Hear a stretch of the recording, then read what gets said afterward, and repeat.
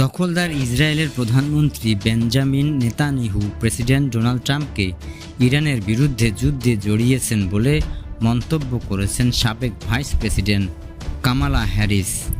স্থায়ী সময় শনিবার একটি ফান্ড ব্রাউজিং ইভেন্টের অংশ নেন কামালা। সেখানে তিনি বলেন, ট্রাম্প এমন যুদ্ধে জড়িয়েছেন তাকে জড়িয়েছেন নেতানিয়াহু। আমাদের স্পষ্ট করেছি ট্রাম্প এমন যুদ্ধে জড়িয়েছেন যেটি যুক্তরাষ্ট্রের জনগণ চায় না। এই যুদ্ধ আমেরিকার সেনাদের ঝুঁকিতে ফেলেছে।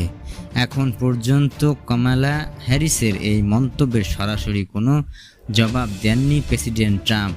তবে সামাজিক যোগাযোগ মাধ্যমে ট্রুথ সোশ্যাল ইসরায়েলকে নিয়ে একটি পোস্ট করেছেন তিনি। এতে দখলদারের প্রশংসা করেছেন ট্রাম্প। মার্কিন প্রেসিডেন্ট বলেছেন, মানুষ ইসরায়েলকে পছন্দ করুক আর না করুক, তারা জানে কিভাবে বিজয়ী হতে হয়। ট্রাম্প তার পোস্টে লিখেছেন, মানুষ ইসরায়েলকে পছন্দ করুক বা না করুক, তারা যে আমেরিকার অত্যন্ত নির্ভরযোগ্য এক মিত্র তা প্রমাণ করে দেখিয়েছে। তারা সাহসী, নির্ভীক, বিশ্বস্ত ও বিচক্ষণ। যুদ্ধের এই কঠিন সময়ে অন্য অনেক যখন পিছু হটে নিজেদের আসল রূপ দেখিয়েছে, ইসরায়েল সেখানে ঠিক উল্টো তার সর্বোচ্চ দিয়ে লড়াই করতে জানে এবং তারা জানে কিভাবে বিজয় ছিনিয়ে আনতে হয়।